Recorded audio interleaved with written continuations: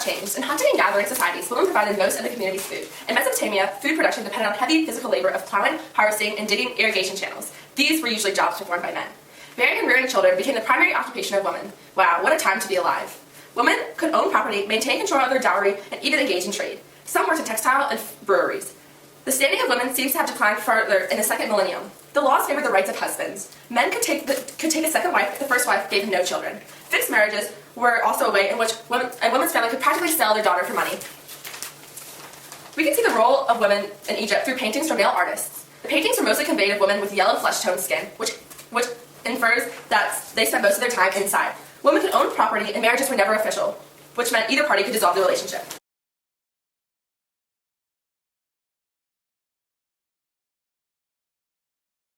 The patterns of gender roles in Chinese society took shape in the late Zhou period. Males had the absolute authority. They had authority over their wives and their children. Only men could conduct rituals. Women helped maintain the household, but men were only limited to one wife. A man whose wife died had the duty to remarry in order to reproduce. The yin-yang symbol represented the nature of men and female roles. Men represented yang, the sun, which was shining and overpowering, whereas women represented the yin, which was the moon and passive. In Sparta, women's roles were to bear and raise strong children, because Sparta was based off a militaristic society. Athens was on an opposite extreme, where women were mostly confined to their homes, and marriage was very unequal. Women played no real role in society in Rome. They were considered a child in the eyes of the law. We all know men are the real children, though. Well, they remained under their father's authority until they were married, and then they were under their husband's authority. They could not own property or represent themselves in legal proceedings. Men played all the main roles in society, as usual. In Han China, women from royal families could be influential political figures. The book Lessons for Women in this time period said that women should obey males, maintain their husband's household, do chores, and bear and raise children. This book should really be called Life Sucks for Women. Not much is known about women in the Vedic age, but women composed religious hymns and participated in sacrificial rituals. Women could own property, and they didn't have to marry until reaching the middle or late teens. There was a major decline in the status of women during the Gupta Empire. How much worse could it really get? Because of urbanization, property was more valuable, and this led to a decline in women's rights. Men's control over women's behavior rose greatly. Women could not inherit property, and they could not read sacred texts or participate in sacrificial rituals. They were treated the same as low-class people, and they were married extremely young, such as 6 or 7 years old. Sati was practiced, and this is when the husband died, the women had to jump onto their husband's cremating bodies to keep themselves pure. If women did not do this, they were forbidden to remarry, and they were shunned socially. Women went to Jainist or Buddhist religions to escape males. High-class women could be trained as poets or musicians, and men still controlled all aspects of society. During Indian Ocean trade, women were not allowed to accompany men on their journeys. Sailors married local women and became bilingual and bicultural families. They raised children with their new cultures, and this spreaded cultural diversity and cultural confusion.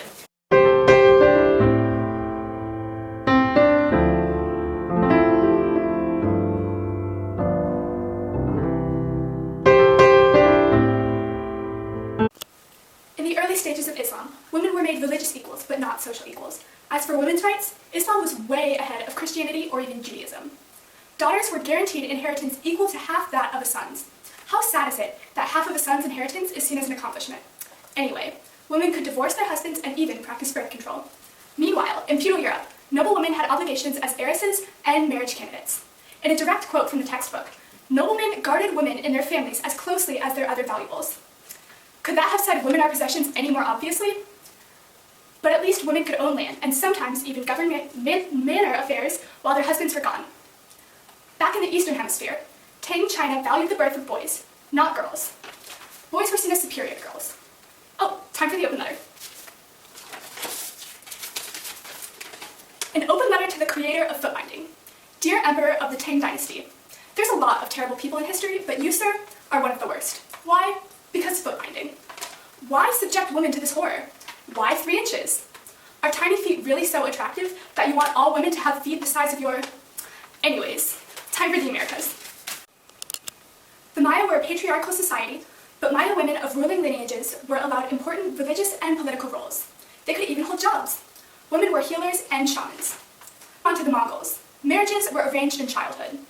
Women in prestigious families could wield power in negotiation and management. And finally, the Renaissance. The ideal woman was rarely seen and never heard in public. Clothes dictated a woman's social class, and women wore corsets. Ew. Lower class women, due to Christianity, were supposed to be virginal and pure. Thank the Lord.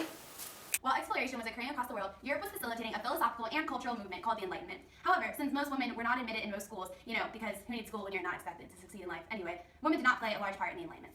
Although they did participate in the movement, recent research discovered women who were painters and writers, such as the daughter of Galileo, who wrote detailed letters to her father at the time. Over in the Americas at the time, the demand for slaves in the new colonies was booming. Women made up the majority of field workers, and some were a part of the Great Gangs, the slaves who did the heaviest labor.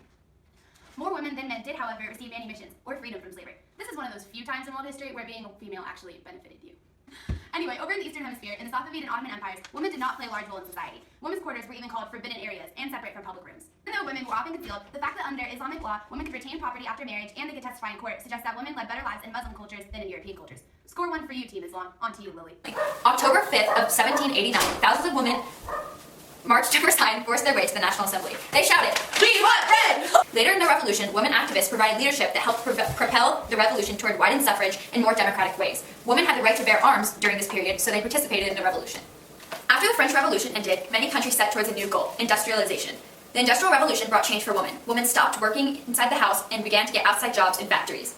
Women primarily worked in textile mills because it required less work than metalworking and construction working. Factory work was dangerous. Women's hairs and fingers were often caught in machines. They were also paid about 1/3 to 1/2 the amount of men. Women couldn't strike or argue for higher wages because they'd simply be fired and replaced. The Tasman period was a period of restructuring reforms among Ottoman Empire. These laws appealed to men, but not women, typically. In fact, their reforms decreased the influence women had in government and narrowed their opportunities. One thing that was good for women during this period is that they had power over their property. Until after marriage, she was pressured to sell the land to her husband and his family. Unfortunately, later, the woman lost this privilege completely.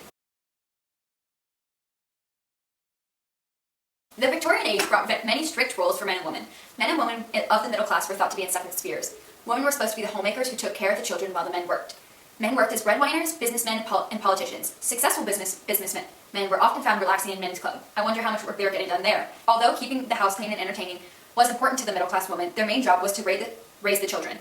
They nursed their own children and were part of their education.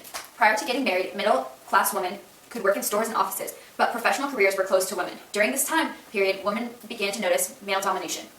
Working-class women worked separately than men in most cases, and often in the textile industry or as domestic servants. But these women were still expected to keep families and raise children. Domestic servants worked 16 or more hours each day, 6 days a week, and in return, they received a small room or an attic to live in. Because of this, women often preferred factory work, although conditions were terrible. Most industrialized countries passed protective legislation limiting the work hours for women, especially in the hardest, most dangerous occupations. But these laws just enforced the separation between the women and men, giving the women lower paying jobs in subordinate positions. Lower-class women married with children were also sometimes encouraged to stay home, even if their husband couldn't provide for them. To make extra money, they would board people in their houses. Working-class women were not welcomed and involved much in politics during this time. A law allowing universal male suffrage during this time was passed in 1870 in the United States and 1885 in Britain. During the late 19th and early 20th centuries, white women in Europe and America commonly followed their husbands whom were colonizing and traveling around the world. For Africa also took place during this time period. African women often welcomed colonial rule and put down fighting, but unfortunately, some were led into captivity. Women benefited less than men during this time of economic and political change. However, that wasn't a surprise. Men had property rights and jobs reserved commonly for women. In the 1920s post-war, women were allowed to travel alone, smoke in public, and play sports. For some women, post-war was a terrible time. Their husbands, fathers, brothers, and fiancés were dead. After the war, single women lived hard lives, much like they do now. I would know. New Zealand was the only country to grant women's rights to vote before the 20th century. In 1915, Norway was granted rights. Russia followed shortly after in 1917, Germany and Canada and Britain in 1918, but Britain allowed only women over 30 to vote, but later extended it to younger women. The U.S. finally came out with the 19th Amendment, which granted suffrage to American women in 1920. Most other countries didn't give women the right to vote until after 1945. But a problem arose when feminist groups began to realize their influence on politics was less radical than expected. Women on both sides of the Atlantic began to form groups and create movements to help end the mistreatment of women. The Soviets were filled with terror and opportunities. Soviet citizens supported Stalin's regime. With the absence of many people, new job opportunities and industries began to emerge. Steelworkers, physicians, and office managers, but women still maintained their household duties. The Great Depression hit everyone and left many people jobless. The women who still managed to have jobs only made pin money. Mao Zedong, in 1931, was an advocate of women's equality. They organized women farming, allowed divorces, and banned arranged marriages and bookbinding. 6 million American women entered the labor force during the war doing men's work. Even though the British banned the burning of widows on their husbands' graves in India, women's lives didn't change much. Hinduism discouraged intermarriage and other interactions between non-Hindus. In most of Africa, women played a major role in the retail trades, selling cloth, food, pots and pans, and really anything sold in marketplaces. Many women maintained their economic independence and kept household finances separate from those of their husbands. So basically a prenup enforced by African customs. Men started to leave women in the countryside to farm and raise children. Eva Durante Perón in Argentina campaigned for social benefits. She became the Desamenados, or the shirtless one. She was a gifted speaker and popular political leader who campaigned to improve the lives of the urban poor and founded schools and hospitals. Women's rights movements, which began on both sides of the North Atlantic in the 19th century, gave rights to women and became accepted in the Western world. The United Nations General Assembly adopted the Convention of the Elimination of All Forms of Discrimination Against Women in 1979. Then conferences started popping up in Kenya, Beijing in 2007, and 183 countries endorsed the 1979 convention. Western feminists pushed for equality around the world, but non-Western countries complained about their endorsement of sexual liberation. They were confused by why the Western countries were worrying about the women's rights instead of poverty and disease. Women in Muslim countries protested Islam's requirement that women cover her head and wear loose clothes.